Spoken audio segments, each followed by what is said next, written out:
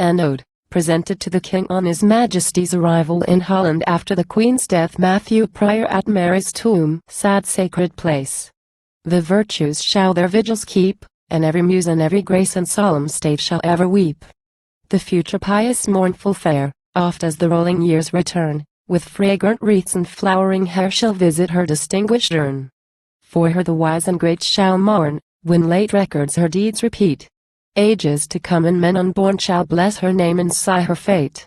Fair Albion shall, with faithful trust, her holy queen's sad relics guard, till heaven awakes the precious dust, and gives the saint her full reward. But let the king dismiss his woes, reflecting on his fair renown, and take the cypress from his brows, to put his wonted laurels on.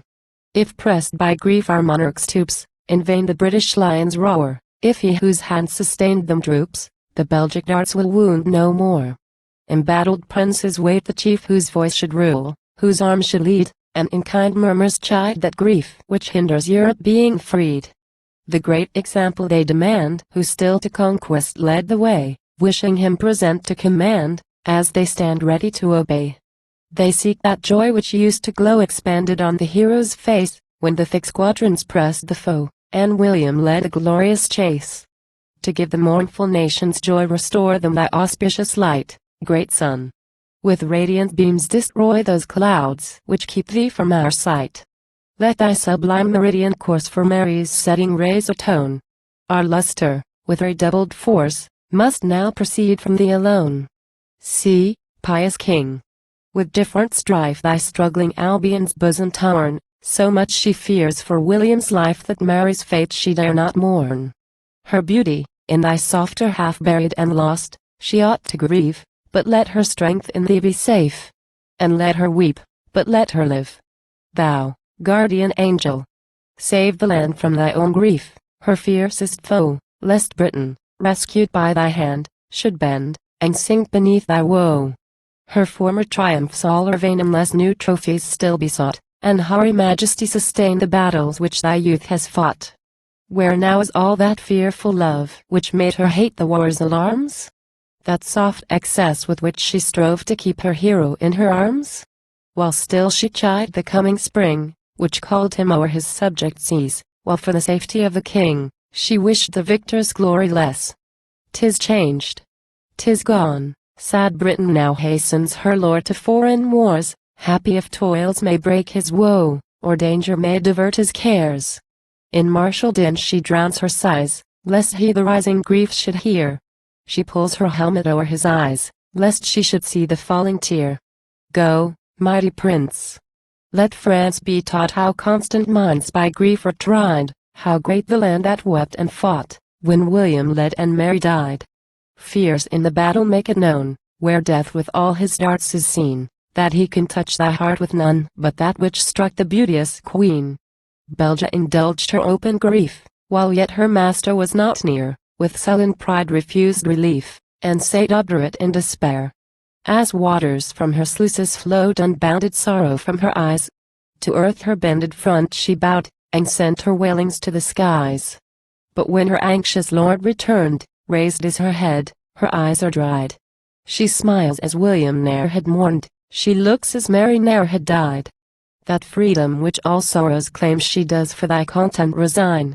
Her piety itself would blame if her regrets should weaken thine. To cure thy woe she shows thy fame, lest the great mourner should forget that all the race whence Orange came made virtue triumph over fate.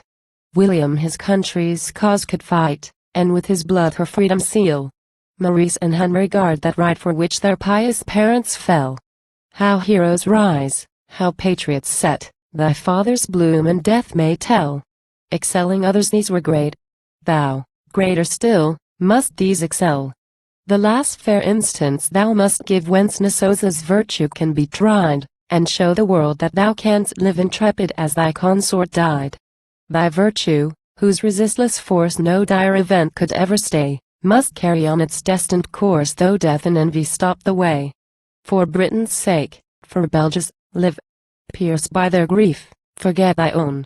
New toils endure, new conquest give, and bring them ease, though thou hast none.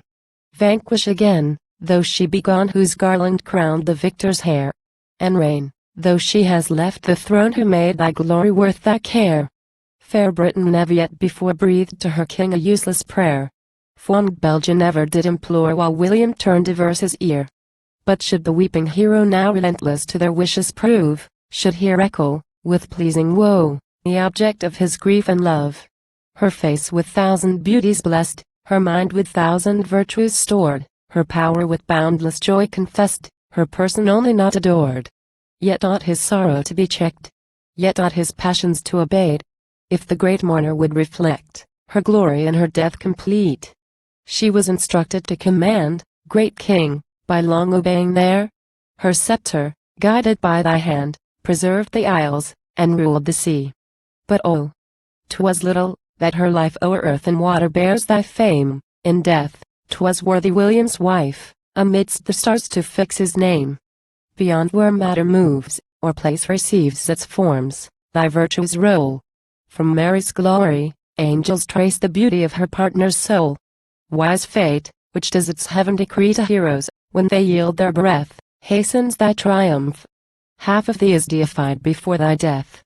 Alone to thy renown 'tis given, unbounded through all worlds to go, while she, great saint, rejoices heaven. And thou sustainest the orb below.